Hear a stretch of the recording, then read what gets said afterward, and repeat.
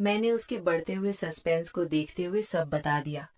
एमन ने अपना दुपट्टा शर्म के मारे अपने मुंह पर रख लिया और बोली, उसने तुम्हें दे दी?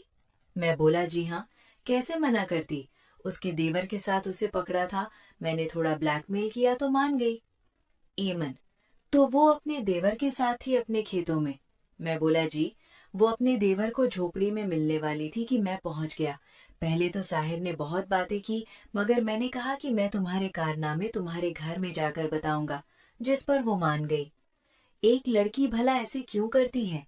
एमन ने पूछा। हम बातें कर रहे थे कि इतने में हुमा बाजी और सुहा आ गई। मैंने उनकी बोट में बैठी चंद तस्वीरें बनाई और फिर हम लोग घर वापस आ गए। उस वक्त 6 बज रहे थे। मैंने जेब को उसके घर ड्रॉप किया तो उसकी अम्मी बोली, बेटा, मेहंदी का प्रोग्राम रात 9 बजे से शुरू होगा, तुम लोग जल्दी तशरीफ ले आना। जेब बोली, इमरान भाई, आपने हैदर भाई के साथ मिलकर मंजियां भी इकट्ठी करनी है। मैं गाड़ी खड़ी करके जेब लोगों को घर छोड़कर आया तो हैदर और मुराद भाई बाहर ही खड़े थे।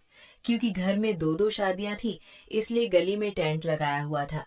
घर के साथ मर्दों के लिए हवेली में सोने का बंदोबस्त किया गया था। यार हैदर, गली क्यों बंद है? हवेली ही काफी थी। मुराद के कजिन ने पूछा तो मुराद भाई बोले, डांस करने के लिए लड़कियां मंगवाई हैं। हैदर मुझे आंख मारते हुए बोला, वाह भाई, मजा आएगा फिर तो। मुराद बोला, भाई जी क्यों नहीं, आज रात लड़कियां देसी होंगी और बोतलें विलायती होंगी। मैंने हैदर की तरफ इशारा करते हुए उससे पूछा कि तुम भी पियोगे? तो वो बोला, छोड़ यार, मंजिया इकट्ठी करने चले। मैं बोला, जी मैं नहीं जाना, लड़कियां मजाक करती हैं। तो हैदर बोला, नहीं यार, तू चल तो सही, मैं हूं ना तेरे साथ, साथ साथ पूंडी भी करेंगे। हम 4 लोग थे जो अपने मोहल्ले से चारपाइयां इकट्ठी करने निकले थे। सबसे पहले हमारी बैक पर एक घर था। ये फैमिली कराची से पंजाब आई थी। उनकी 2 लड़कियां बहुत चालाक थी। उनमें नंद और भाभी थी। नंद का नाम मिनाहिल और भाभी का नाम रीमा था। दोनों में बहुत दोस्ती थी। हमने डोरबेल दी तो भाभी रीमा बाहर आई। उसने अपना सर गेट से बाहर निकालते हुए हैदर से कहा, जी भाई, क्या चाहिए? तो हैदर बोला, भाभी वो ना, आज शादी है हमारे घर में, इसलिए हम चारपाइयां और बिस्तर इकट्ठे कर रहे हैं। आप प्लीज एक चारपाई और बिस्तर दे दें। भाभी बोली, जी अंदर आ जाएं और उठा लें। चारपाई वजनी है, इसलिए खुद ही उठाना पड़ेगी। हैदर ने इशारे से मुझे कहा, इमरान यार, तुम जाओ अंदर और चारपाई बाहर निकाल दो, बाकी ये दोनों ले जाएंगे। मैं अंदर गया तो मिनाहिल चारपाई पर बैठी रोटी खा रही थी। मुझे देखकर उसने नाक छिड़ाई, क्योंकि एक दिन छत पर उसकी मेरी बहन हुमा से जंग हुई थी, जो अभी तक जारी थी। मतलब हमारा बोलचाल नहीं था। मुझे देखकर मिनाहिल बोली, वाह जी वाह, आज तो छोटे चौधरी साहब भी चारपाइयां मांगते फिरते हैं। तो मैंने उसकी तरफ बड़े गुस्से से देखा, तो वो मुस्कुराते हुए अपनी जबान चढ़ाते हुए मेरा मजाक उड़ाया। तो भाभी मनाहिल भी हंसने लगी। मैंने मनाहिल से कहा कि तुमने अगर देनी है तो ठीक, वरना इनकार कर दो। वो मेरी बात का अच्छे से समझते हुए बोली, अब तुम उठा ही चुके हो, ये चारपाई तो ले जाओ, वैसे भी बहनों की शादी पर भाई ही मेहनत करते हैं।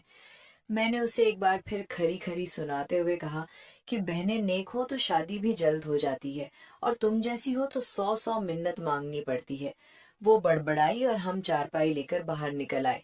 अब तक 15-20 चारपाइयां इकट्ठी कर ली थी और हमने 50 का टारगेट पूरा करना था। इसलिए मेरी शोख चंचल पड़ोसन परेशे का घर आ गया तो हैदर बोला, चल तेरी गर्लफ्रेंड का घर आ गया है, चल शाबाश अंदर जाओ और देखते हैं तुझे कैसी चारपाई मिलती है। मैं बोला, हैदर वो मेरी गर्लफ्रेंड नहीं है, और देख लेना, मुझे देखे भी तो बकरियों को चारा डालने वाली चारपाई देगी। हैदर मुस्कुराते हुए, ये भी तो हो सकता है वो तुझे रंगीला पलंगी दे दे। मैंने हवेली के एक बड़े से गेट पर दस्तक दी तो अंदर से परेशी की अम्मी आई और हमें देखकर बोली, आज हमारे गांव में चांद कैसे चढ़ा? मैं बोला, जी वो चारपाइयां चाहिए। परेशी की माँ बड़े प्यार से मुझे गेट से अंदर की तरफ इशारा करते हुए उसने रास्ता दिए तो मैं अंदर चला गया। मैंने अंदर दाखिल होते हुए देखा कि बड़ी सी हवेली में एक तरफ भैंसें और बकरियां बड़े से बाड़े में थीं, जिन्हें नूरी संभाल रही थी। बकरियों और भैंसों के लिए अलग अलग बाड़े बनाए गए थे। बाड़े के सामने चारा काटने के लिए टोका लगा हुआ था। टोके के सामने कुछ चारा पड़ा हुआ था जिसे नूरी बड़े से कपड़े में डालकर भैंसों के आगे डाल रही थी। बाड़े के सामने ही सहन था जिसमें एक तंदूर लगा हुआ था। मैं पहली बार उनके घर आया था। परेशे की माँ ने मुझे अंदर बुलाया।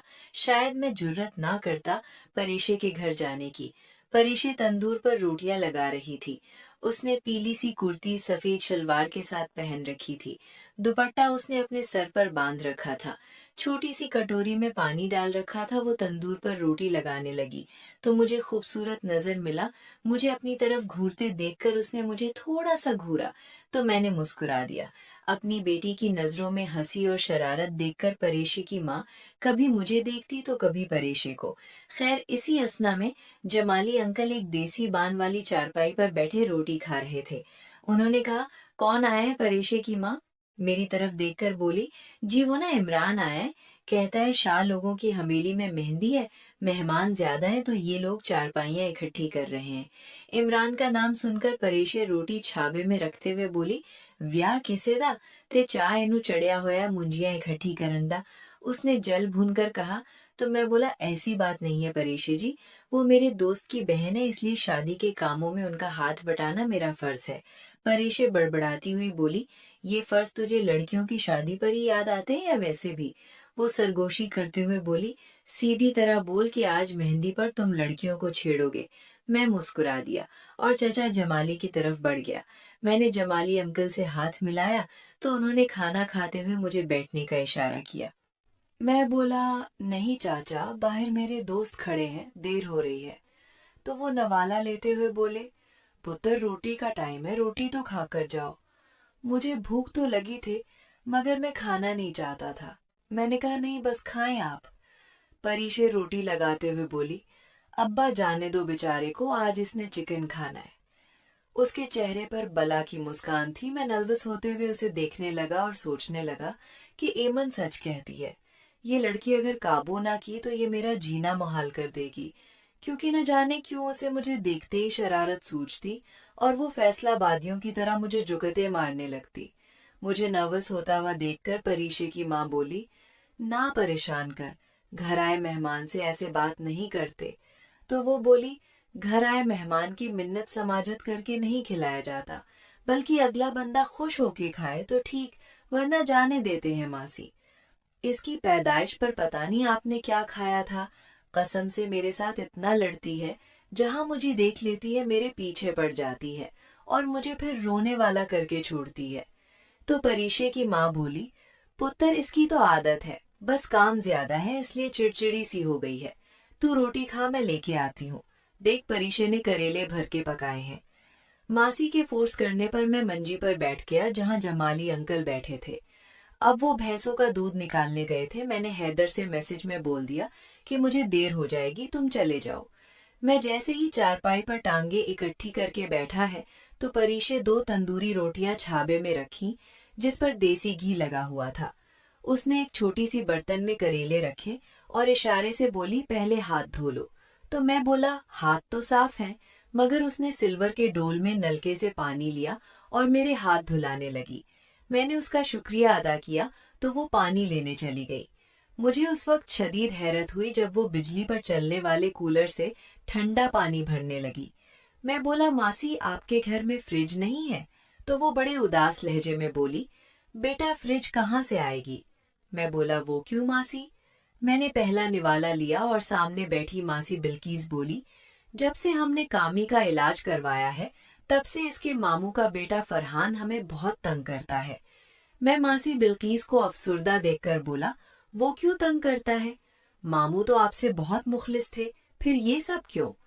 मासी बिल्कीस बोली, जब कामी गवर्नमेंट अस्पताल में दाखिल था तब कुछ दिन फरहान कामी के पास रहा। वो चर्स पीने का आदी है। बाप से खर्चा बंद होने पर कामरान की 2 दिन इयादत का जाकर दी। हमसे 1.5 लाख मांग रहा है। कहता है मैंने कामी के इलाज पर खर्च किया है। जबकि कामी गवर्नमेंट अस्पताल में दाखिल था, उसका खर्चा और दवाइयों के सारे बिल तेरे चचा ने अदा किए हैं।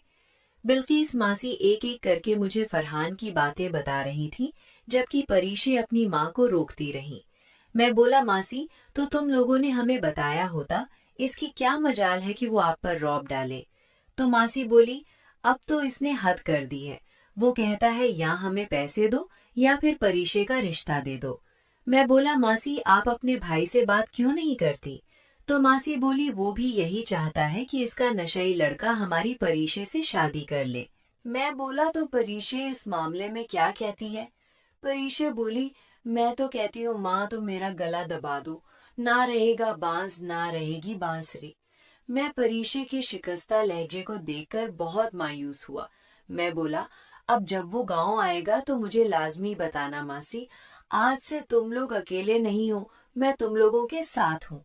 मासी बोली पुत्र वो लोग शहर के बड़े गुंडे हैं, पुलिस भी उनका कुछ नहीं बिगाड़ सकती। मैंने खाना खा लिया और उठते हुए बोला पहले उसकी शक्ल तो दिखा दे, इसका चेहरा देखकर ही चचा लियाकत से इसका इलाज करवाएंगे। परीशे बोली कैसे लगे करेले, मैंने बड़े प्यार से बनाए हैं। तो मैं बोला जी बहुत अच्छे बने हैं, सलामत रहें ये हाथ जो अपने माँ बाप की खिदमत करते हैं। परीशे वाह जी बड़ी बात है, तुमने नहीं जाना मेहंदी पर? तो परीशे बोली जाना है पर अभी भाई नहीं आए, जब आएंगे तब जाऊंगी। मैं चारपाई लेकर जब हैदर के घर आया तो गली में 3-4 लड़कियां नाच रही थी।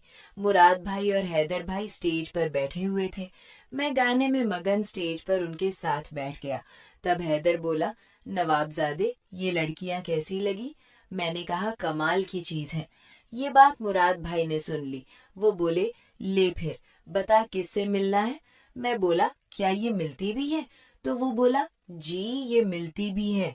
मुराद भाई बोले तू फिक्र न कर, मैं तेरी मुलाकात करवाऊंगा, थोड़ा डांस हो जाए।